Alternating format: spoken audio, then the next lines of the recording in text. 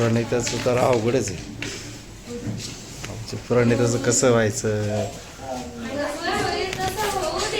आहे ना,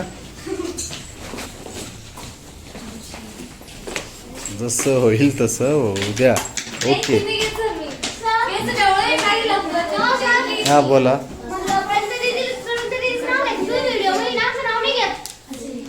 अरे तुझं नाव काय गड्या? सार्थक.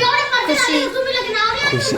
अरे जर सगळे तयार होत आहे ते.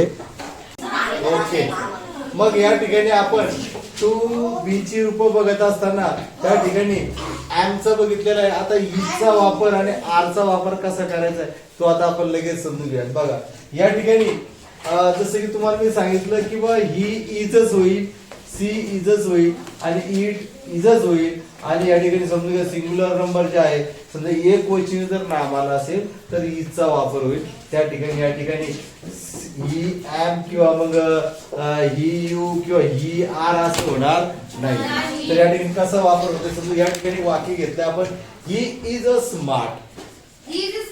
तो स्मार्ट आहे. तो स्मार्ट आहे. ठीक आहे. आता आपण म्हटलं त्यानंतर मग त्या ठिकाणी तो स्मार्ट नाहीये तर मग आपण या ठिकाणी नकारार्थी वाक्य जर केलं, या ठिकाणी हे वाक्य जर आपण नकारार्थी करायचं असेल त्या ठिकाणी आपण काय टाकले, ही इज नॉट स्मार्ट. तो स्मार्ट नाही, तो स्मार्ट नाहीये. आणि हेच वाक्यात आपण काय केलंय या ठिकाणी क्वेश्चन, आता प्रश्न तयार करायचा किंवा प्रश्न तयार करायचा की तो स्मार्ट आहे की नाही. तर कसं सांगायचं, इज ही स्मार्ट. तो स्मार्ट आहे. तो स्मार्ट इज ही स्मार्ट. तो स्मार्ट आहे. अशा प्रकारे या ठिकाणी प्रश्नार्थी वाक्य तयार होते, या ठिकाणी नकारार्थी वाक्य तयार होते. हे आपलं समजून घ्यायचं. अशा स्वरूपात तयार होत असते. वाक्याकडे करत असताना लक्ष द्या. त्यानंतर आपण ओके व्हेरी गुड. चला बघा या ठिकाणी आर, जे आर आहे आपलं 2b च्या रूपातलं, त्या ठिकाणी बघा यू आर अ स्टुडंट. या ठिकाणी यू आर, मग काय तुम्हाला घ्यायचं ते सांगायचं, तुम्ही सांगायचं वी आर, दे आर. आणि या ठिकाणी अनेक वचनी काही समजा नाव आलं ते घेऊन आर चा वापर त्या ठिकाणी करावा लागतंय. तर त्या ठिकाणी आपण या ठिकाणी फक्त एक विद्यार्थी घेतलाय म्हणून घेतलं यू आर स्टुडंट.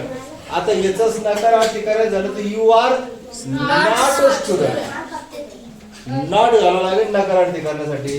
आणि याच ठिकाणी तुम्हाला समजा प्रश्नार्थी तयार करायचा असेल तर या ठिकाणी काय झालंय की मग या ठिकाणी आर इकडे घेतला आणि यू तिकडे टाकलाय फक्त. मग आर यू अ स्टुडंट, तू विद्यार्थी आहेस, तू विद्यार्थी आहेस. अशा प्रकारे या ठिकाणी विचारला गेलेला प्रश्न आहे.